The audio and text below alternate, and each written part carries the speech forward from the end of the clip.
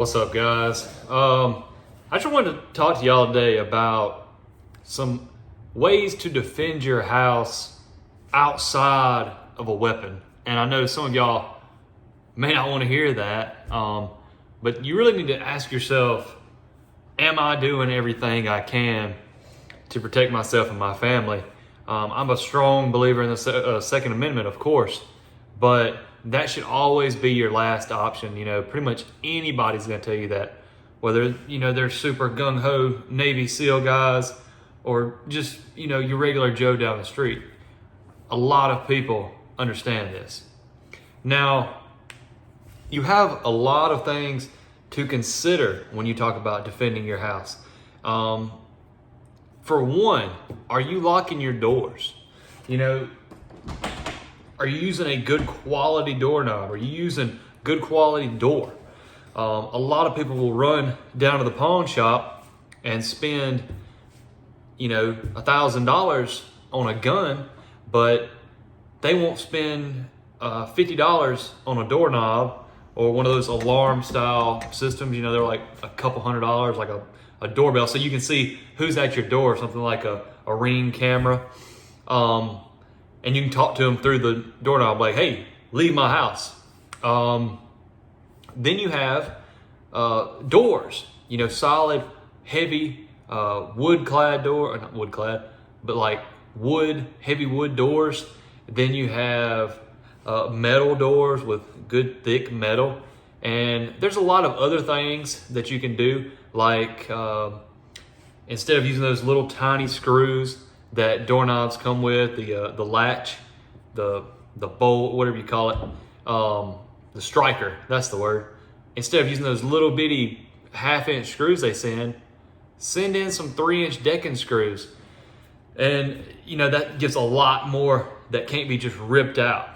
And there's some other things like turning your hinges a certain way and whether your door opens in or out. But then you have to start looking at fire safety, because if there was a fire and a fireman needed to get in or something like that, you don't want to make it impossible for somebody like that to get in, but at the same time, it's what you value more.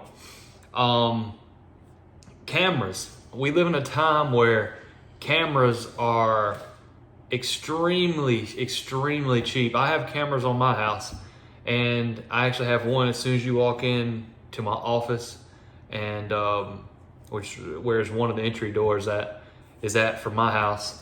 And then I have multiple cameras across the property, and I actually have some more that I need to install just to cover every single angle now that I've changed up things around the property, like I have my chickens and stuff like that. But people are so quick to want to defend their home with a gun.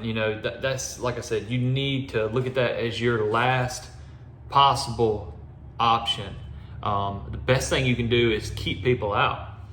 So there's different types of criminals. You have your petty criminals who they're walking by your house for whatever reason, or driving by, and they're like, ain't nobody home. Let me stop by there. Well, they pull in, they see the cameras, they leave. You have those kinds.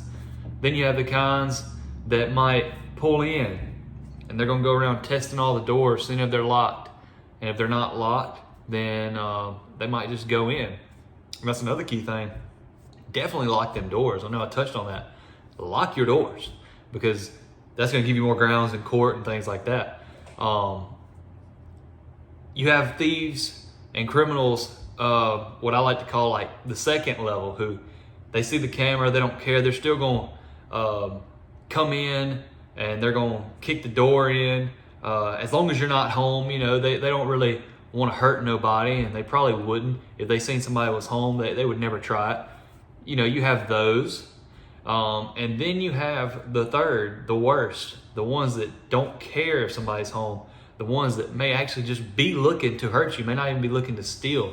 They may just straight up just want to hurt people, get a wild hair, somebody that's got some mental things going on, and they don't care. So that's where it's important, secure them doors, have the proper alarm system, things like that. Now, at the same time, depending on where you live, it could take 15 or 20 minutes for police to arrive to your house. So that's why I do recommend, if you're a law-abiding citizen, to get a concealed carry weapon or some type of, not concealed carry weapon because you're in your own home, but some type of weapon, firearm. Get good with it, take training, and be able to defend yourself and your family, because sometimes that's your only option too. But it should always be your last, and that's why I'm making this video, just to give you some ideas. A lot of people probably have heard all this before. Yeah, cameras, duh. Alarm system, duh. But with the age that we're in, there's so much technology. I think you can have an alarm system now for like $20 a month. That's just worth the peace of mind if you're on vacation or something and something happens, like those criminals, that loud ringing, that alarm going off, they know the police is coming. Most of them are going to dip out. You got some that, like I said, they're just crazy, they're psychos, and they might try to stick around, but still, it's probably going to save you a little bit. They probably won't be able to get out of here fast enough before the cops come and all that good stuff. And then you have the cameras. The way they help is you can identify somebody. So if you're gone and then somebody steals something, at least you got them on camera. And with the stuff now, it goes straight to your phone. So if somebody's snooping around at night, maybe you're gone out to eat or something, or out on the town, whatever it might be, then you get that update. Well, then you can call the police. Or you can actually talk to them through a lot of cameras now, like, hey, leave. But yeah, I'm kind of rambling at this point. There's just so much neat stuff out there now to help you defend your property, and that doesn't require lethal options, because again, I'm going to keep restating this, that's the last thing you want to do. And not to mention, if you can prevent it from ever getting to that point, it doesn't matter how good you are with a firearm, you're probably still at a disadvantage.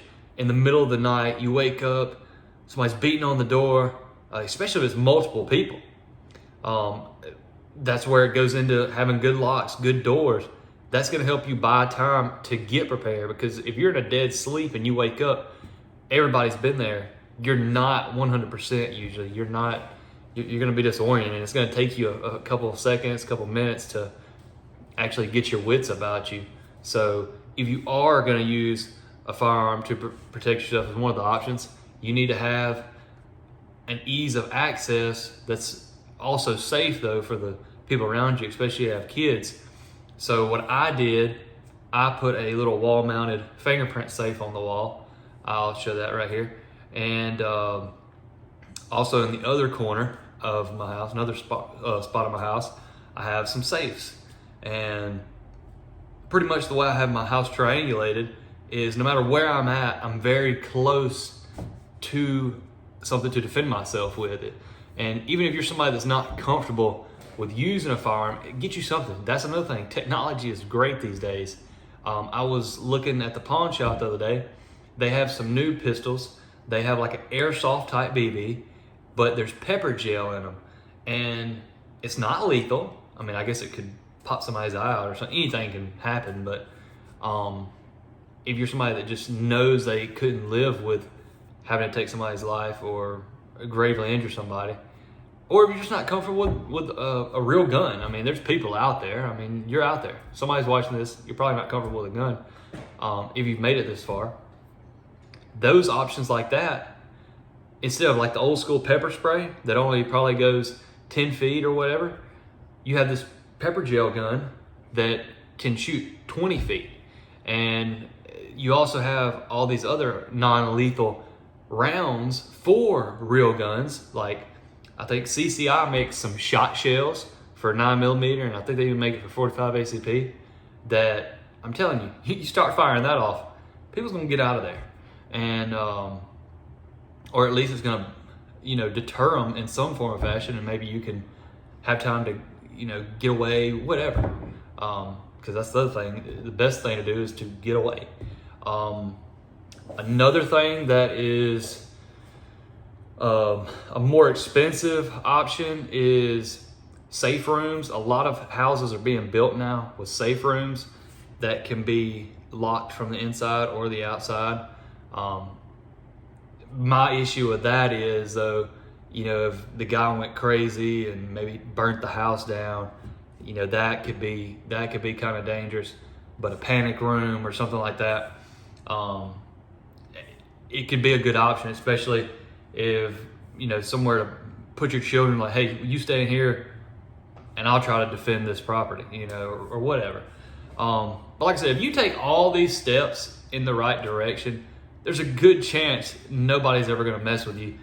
There's always those outliers, but a lot of home invasions, they happen because somebody left the garage door up, somebody left the door open, somebody left a window cracked. Don't do those things. Don't leave opportunity for somebody to put themselves in that position and compromise you. Because when somebody's pinned with their back against the wall, even if they aren't necessarily looking to do harm, maybe they were just looking to steal a watch, steal something, get them some money for drugs or whatever it is. People get bad and down on their luck at times, and unfortunately they resort to stealing.